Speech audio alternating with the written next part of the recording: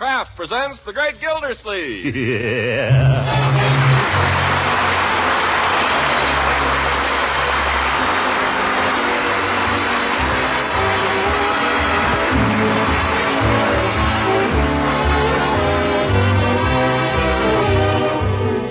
Cheese Company, makers of parquet margarine and a complete line of famous quality food products, presents Harold Perry as the Great Gildersleeve. Kraft brings you the Great Gildersleeve every week at this time, written by John Whedon and Sam Moore, with music by Claude Sweet.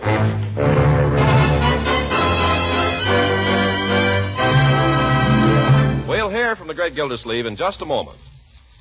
Well, the season for picnics has rolled around again, and you'll certainly want to include in your lunch basket a variety of sandwiches spread with delicious parquet margarine. Parquet margarine spread so smoothly, adds such appetizing flavor to sandwiches, it's sure to please your whole family. It's sure to please guests at your picnic, too, because parquet margarine is a favorite spread of millions, known far and wide for its truly fine, fresh flavor.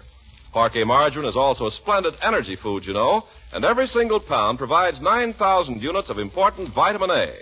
So add Parquet's nourishing goodness to your picnic sandwiches, just as you add it to meals at home for a real satisfying flavor treat. When you buy margarine, be sure to ask for Parquet, P-A-R-K-A-Y, the delicious spread millions prefer to any other brand.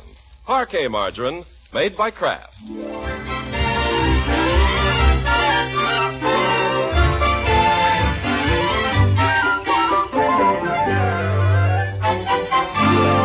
Now let's look in on the Great Gildersleeve's household. It's breakfast time, and while Marjorie and Leroy are at the table, Uncle Throckmorton has not yet put in an appearance.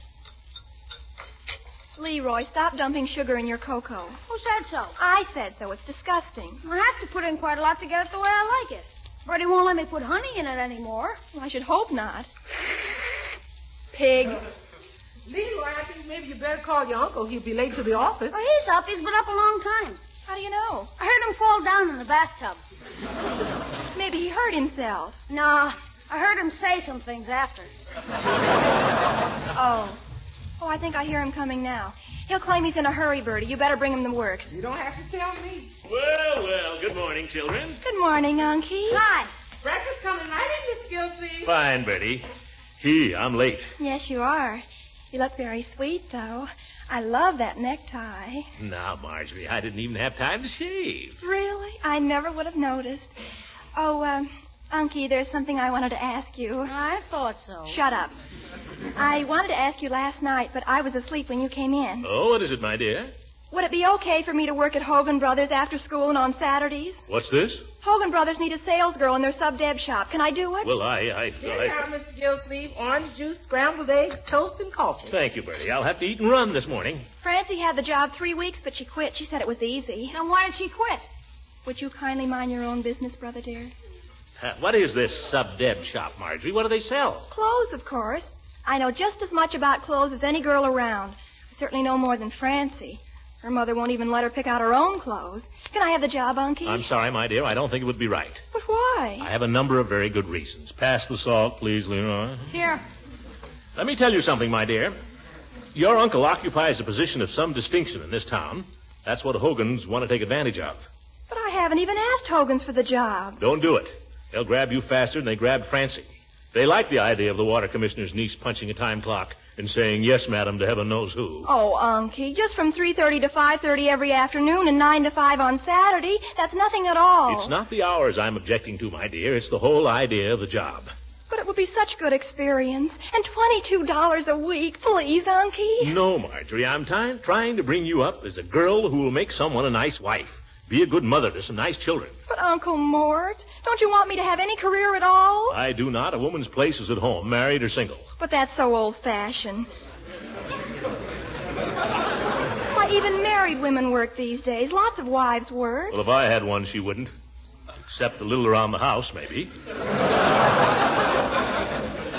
Do you think that's all a husband wants, a housekeeper? I know that no normal man wants a wife who spends the day in an office or a store. Well, I think you're mean.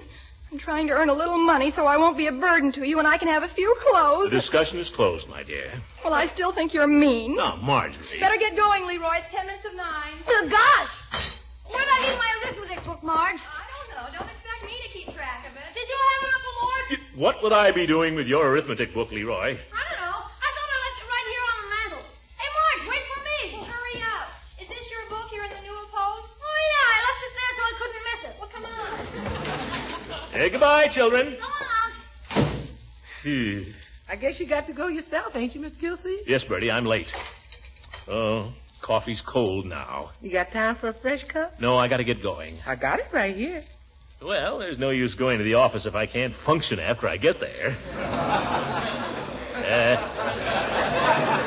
Half a cup, Bertie. Yes, sir. Oh, a little more than that. Yes, sir. Bertie, what do you think Marjorie's got into her head now? I don't know, Mr. Gildersleeve. Wants to get a job. Doesn't want to do housework when she grows up. Is that a fact? She doesn't understand what fun it's going to be someday to make a home for some nice young man. Take care of his clothes, cook his meals, keep his house looking neat and nice. She doesn't realize what a pleasure that can be for a woman. No, sir. I guess you don't. There's something else she doesn't realize, Bertie. She doesn't realize how hard men's work is. She doesn't know the strain it is to be responsible for an organization, to have to plan, make decisions. She just isn't growing up, Bertie. No, sir. She's just a child. Well, got to get down to the office. Yeah, another day at that desk. See if you can find some meat for supper tonight, Bertie. I'll be home at 5:30 and I'll be hungry. Yes, sir. Goodbye, Bertie.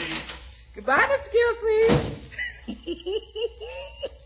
I sure would like to be a water commissioner, just long enough to get a little rest.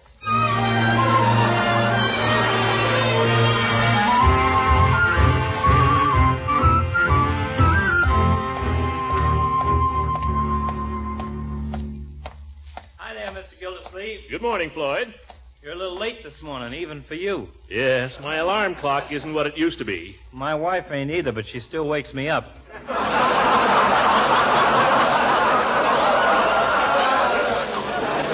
coming in for a shave? A shave? Oh, no, I haven't got time, Floyd. Is it very noticeable? I'll say. You better come in and look in the glass. Gee, looks worse than I thought. My niece told me it looked all right, but she was trying to get something out of me. Well, once over lightly. And make it snappy. Yeah. Your niece giving you the old malarkey, huh? What she want, money? Not exactly. She wanted me to let her take a job at Hogan Brothers. Wish I had a kid that could bring in a little dough. Could close up Saturday afternoons. I'm afraid we have different standards on this question, Floyd. I disapprove of my niece working. I believe woman's place is the home. Oh, well, I'm with you there, Commissioner. My wife goes out when I take her. But now, kid, that's something different. I don't think so. I want her to get married, that's all. Sure, I understand that. Let her be somebody else's headache. My niece is not a headache. I simply want to bring her up to be a good wife and a good mother. We ain't arguing, Mr. Gildersleeve. We're 100% eye to eye. But there's another angle. Where's a girl going to meet her husband these days? I'm not worrying about that either, Floyd. I had a cousin, a girl, my father's brother's family. And this girl, well, she wasn't exactly homely. Figure was okay. She was pretty good if you walked up behind her.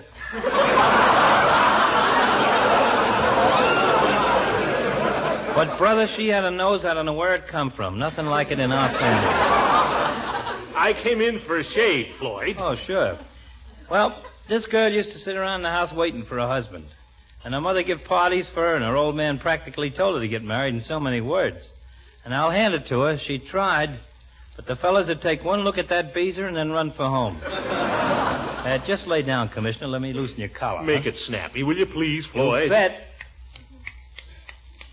Well, this kid finally took a job in a drugstore. And what do you think? Inside of 3 weeks, she married a soda jerker. Well, that's fine. Hooray. Look, Floyd, I'm late. Of course, she was lucky to meet this guy. He's the only man in the world with a nose bigger than hers. Well, I'm sure they're very happy. You ought to see their kids. They look like baby elephants. Now, I don't say your niece has any problem like my cousin. My niece has no problem, Floyd. She wants to work for fun. Fun? Is she crazy? No. Floyd, I've got to get to the office. Oh, now, Commissioner, it don't make any difference when you get there. You know that. Let me onto the chair, please. Now, Commissioner, just relax. I'll have you shaved in 5 minutes. Well, I'll relax on one condition. Don't talk anymore. Just shave me. Okay. I could take a hint. Customer don't want conversation, all they got to do is say so. Got to please all kinds. Some like talk, some don't. I remember one customer...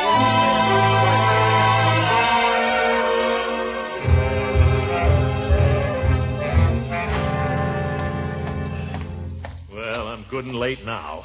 Well, it isn't the great Gildersleeve finally arriving at his office. Good afternoon. If you have business to discuss with me, Judge, kindly step inside. You know darn well I have business to discuss with you. I've been waiting for you nearly an hour. Well, my secretary is supposed to remind me of these things. I reminded you last night. That Bessie, I'm going to have to let her go. Yes, sir, I'm going to... Where is Bessie? Some office. Well, if the boss never gets in till 10, you can't expect the help to do any better. What was it you wished to see me about? Well, it has to do with a change in the city's contract with the liability insurance people. They seem to feel... I think I hear Bessie sneaking in. By George, I'm going to have to let her go. Bessie! Oh, good morning, Mr. Gildersleeve. Good morning, Judge Hooker. Good morning, Bessie. Bessie, is this the hour at which you're supposed to arrive at the office? No, sir. Have you any explanation? Can you tell me why you should get here an hour later than your employer? You're supposed to open the office, Bessie. Well, I didn't think you'd mind just this once. I had something quite important I had to do this morning. Oh, you did? Had it anything to do with the affairs of the water department by any chance? No, sir. I was meeting a train. A relative, no doubt. No, sir. Just a friend. Well, perhaps you'd like to spend the rest of the day with your friend, would you? Yes, sir, I would. Perhaps you'd like to spend the rest of the week with your friend. Yes, sir, I would. Perhaps you'd like to resign from the water department. Yes, sir, I would. Goodbye, Mr. Gildersleeve. Bessie! Bessie, wait! Bess! Now you've done it. Well, I've been meaning to do it for years. She's the worst secretary ever born. What do you do next? Hire another girl. Take a couple of weeks to break her in, but anybody will be better than Bessie. Where are you going to find another girl? Summerfield Employment Agency. Good, reliable firm. And by George, I'll get a good-looking one this time. After all, she has to meet the public, doesn't she? Yeah. Horace, why don't I have them send over half a dozen girls and you and I spend a couple hours interviewing them? Is that a bad way to spend an afternoon? No, it isn't, Gildy. Yeah, you darn right it isn't. But I think you're going to find it a little difficult to arrange. Nothing to it. Just call the employment people. I called them myself last week. They're out of business. Out of business? Why? Well, in the first place, they couldn't find anyone that needed a job, and in the second place, they couldn't find anyone to answer the phone. Oh!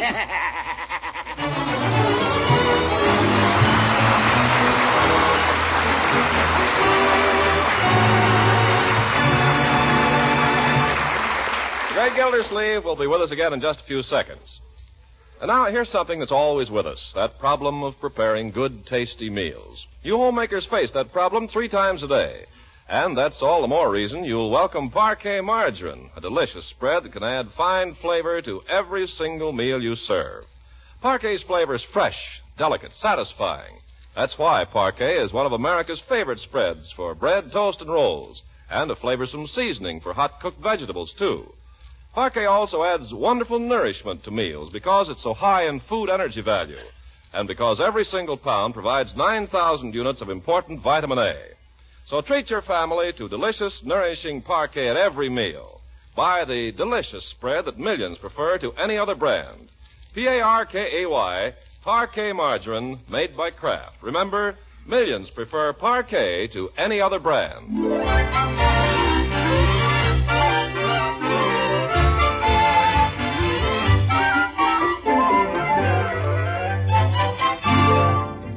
Well, things are in a fine mess with Gildersleeve. Seems he was a little hasty in firing his secretary. I didn't fire. I let her go. Anyway, now he's squarely up against the woman power shortage with all the monthly bills to get out. After a bad day of struggling with them alone, he comes home early and slumps down in his chair to read the evening paper. Might just glance through the want ads.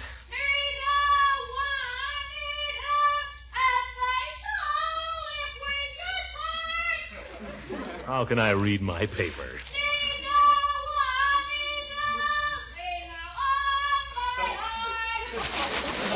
Leroy, what are you doing up there? Well, stop it. I mean, can't you do it more quietly? Okay. How can a man concentrate with that going on? Help wanted. Help wanted. Plenty of help wanted, but no help. New York 2, Cincinnati nothing.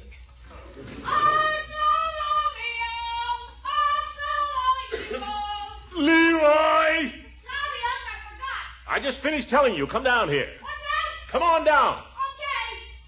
I'd like to know what kind of arithmetic that is. Oh, solo mio.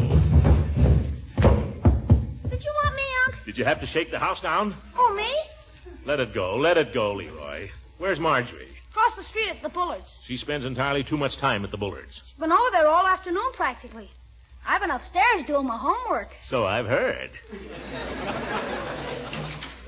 Oh, here's Marge now. Unc wants to talk to you. I'll be right in. Where have you been all afternoon? You know where I was. You were over there. Well, what's the idea of spending all your time over Now, Leroy, I'll handle it. Handle what? Nothing, my dear, nothing at all. Have you had a pleasant afternoon? Wonderful. You know what? Marshall's going to teach me to play tennis this summer. Oh, triple goody. Well, that's fine, my dear. But I've been thinking. He gave me my first lesson today. He says he thinks I have the makings of a good player. How would he know? It just happens that Marshall is a very fine tennis player. It happens he was on the tennis team at school, the last one he went to. Ha! Well, he was. Don't cause me to laugh. Leroy, if we'll be not asking too much, I'd like a few words with your sister. Sure, go ahead. Thank you very much. Unc wants to talk to you, Marge. I've been thinking, my dear, about what we were saying this morning, about your going to work this summer. Oh, that's all right, Uncle Mort. It was just an idea. I don't care now, really. I'm sorry I made such a fuss. Yeah, but you don't understand. I was going to ask you how you'd like to act as your uncle's secretary. Your secretary? Yes, temporarily anyway. I lost mine today. Uncle Mort, I thought you were against women having jobs. Well, this is different. This wouldn't be for pay. What? All right, I'll even pay you a little something. Hey, no fair. If Marge doesn't have to go to school, why should I? No one said anything about her not going to school, my boy. She can work for me in the afternoons till school is over, and then she can work full-time this summer. Might even be able to use you, too. Afternoons, I mean. What would I have to do? Sharpen pencils, empty wastebaskets, stamp envelopes, whatever an office boy does. How much would you pay me? As much as I think you're worth. Is that all? On second thought, I'm afraid I better not try to do it, Uncle Mort. I'm afraid Marshall might not like it. Marshall might not like it. What has he got to say about it? Well, he offered to teach me tennis. Now, if I have to tell him I'm not going to do it just so I can take a job, just so I can make a little money. You tell him you're going to do it because your uncle said so. That's why. And you, Leroy. I was thinking of taking up polo, Unc. You'll be down there right after school tomorrow, both of you, at 3:30 sharp.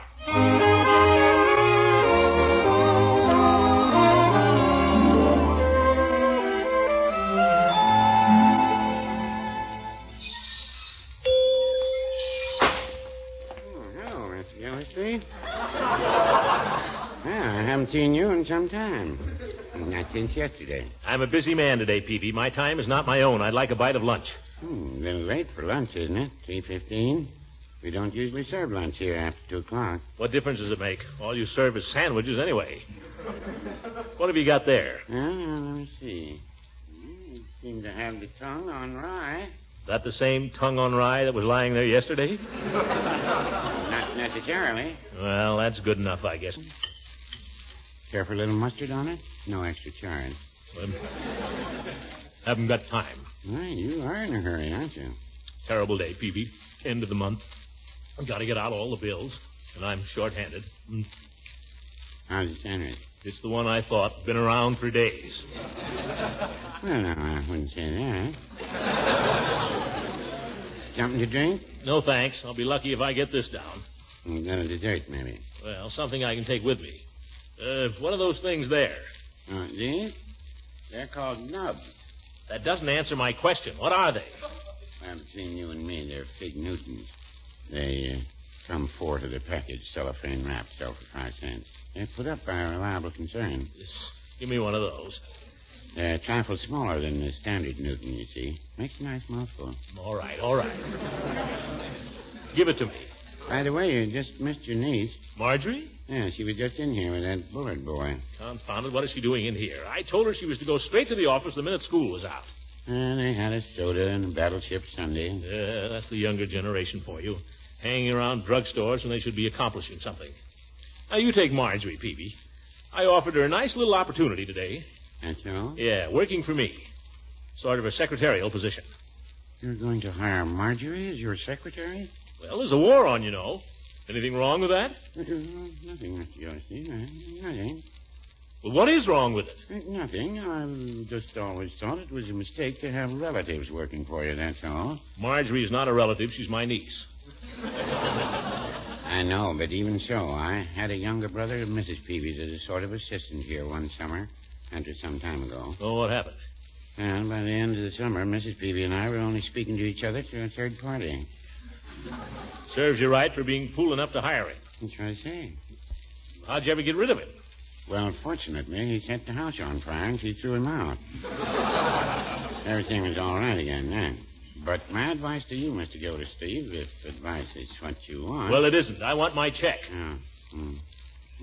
See, 115, 21. Kind of a hurry, aren't you? I told you I was in a hurry when I came in here. Got to get back to the office. When I went out, I put a sign on the door, out to lunch. That won't look so good at 3:45.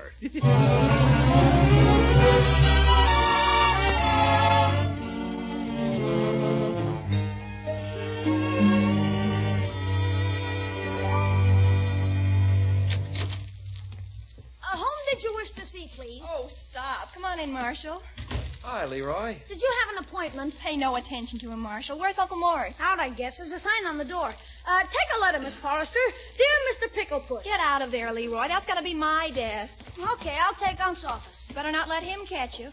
Sit down somewhere, Marshall. That's okay. I'll just sit on the desk here. Oh, Miss What's your name? If I want you, I'll ring for you. Isn't he awful? No, he's a good kid.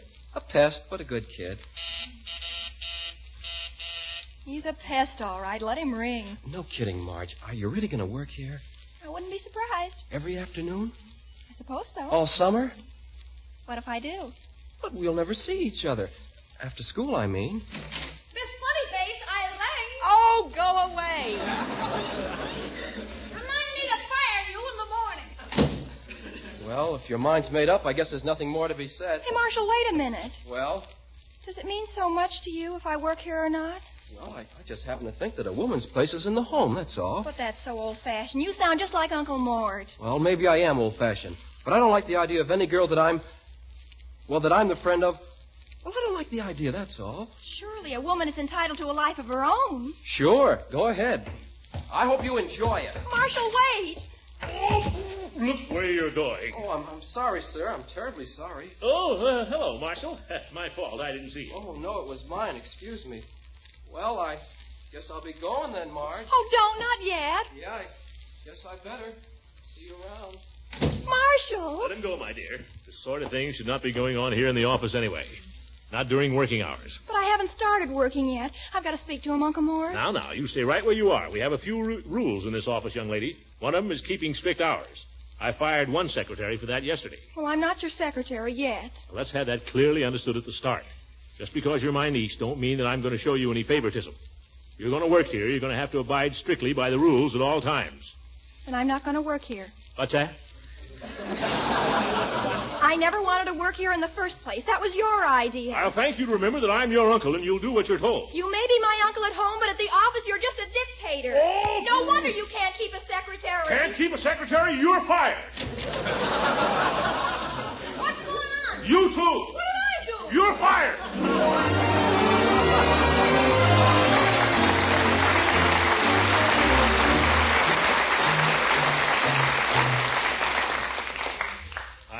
Fire 'em. Now what am I going to do? Gotta get help here. Gotta get help.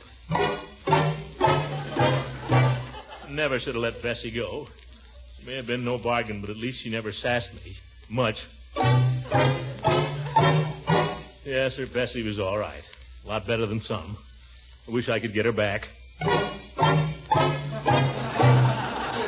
She hasn't got a phone, that's the trouble. Well, I suppose I could go over there. Hate to go crawling to her, though. Well, I won't. I'll just bring her a bouquet of flowers.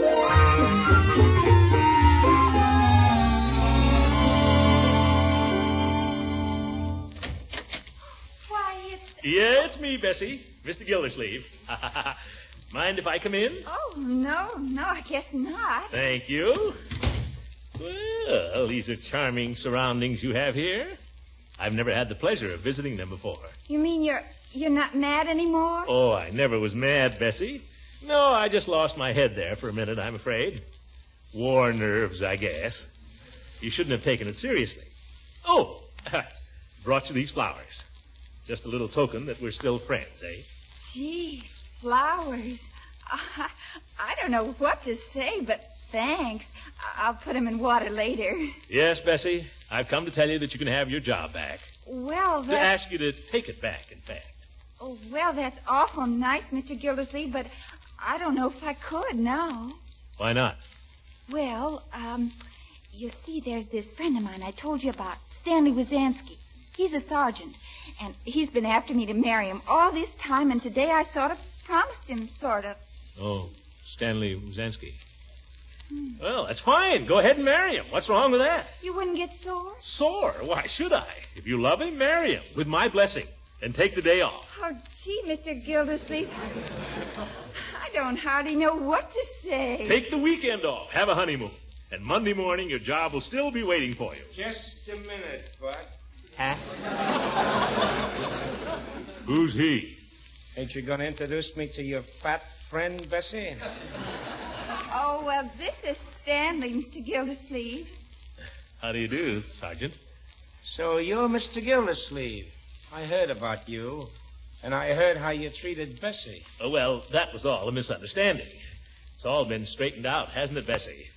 Yes, indeed. She's going right ahead with the wedding. And after that, she's going to get her job back. Yes, sir. Oh, no, she ain't. Huh? No wife of mine is going to work, see? All right. With me, a woman's place is in the home, see? You needn't push. And I don't want you hanging around neither. Now get out. Why, you... You heard me.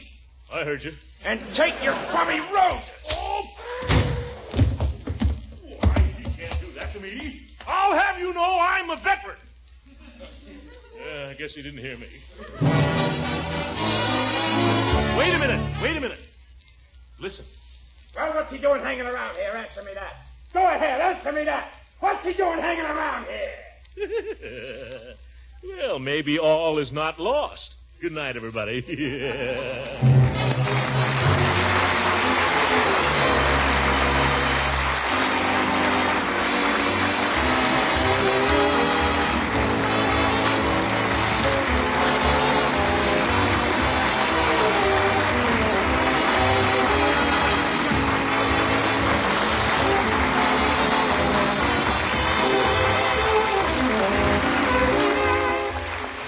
Music on this program was directed by Claude Sweet, and this is Ken Carpenter speaking for the Kraft Cheese Company, makers of parquet margarine and a complete line of famous quality food products.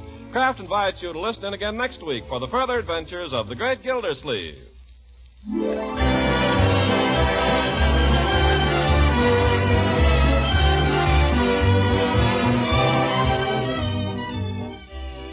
Ladies, when meat takes a holiday on your menu, as it so often does these days, liven up your meals with the wonderful cheddar cheese flavor of Pabstet. For here's another fine protein food, and it's really different. Pabstet melts, slices, spreads, and toasts to perfection, so you can use it in 100 or more delectable ways. Blended into a smooth, luscious sauce, rich in mellow cheddar cheese flavor, Pabstet adds extra goodness to macaroni, vegetable, egg, and chicken dishes. Pabstet is equally delicious in sandwich spreads, goes swell with fruit or pie for dessert. And it's a cheese food children love, especially since Pabstet is so nourishing and so easy to digest. Why not buy both delicious varieties? Golden Pabstet in the yellow package and Pimento Pabstet in the red package. Be sure to ask for Pabstet, the delicious cheddar cheese food of 100 uses.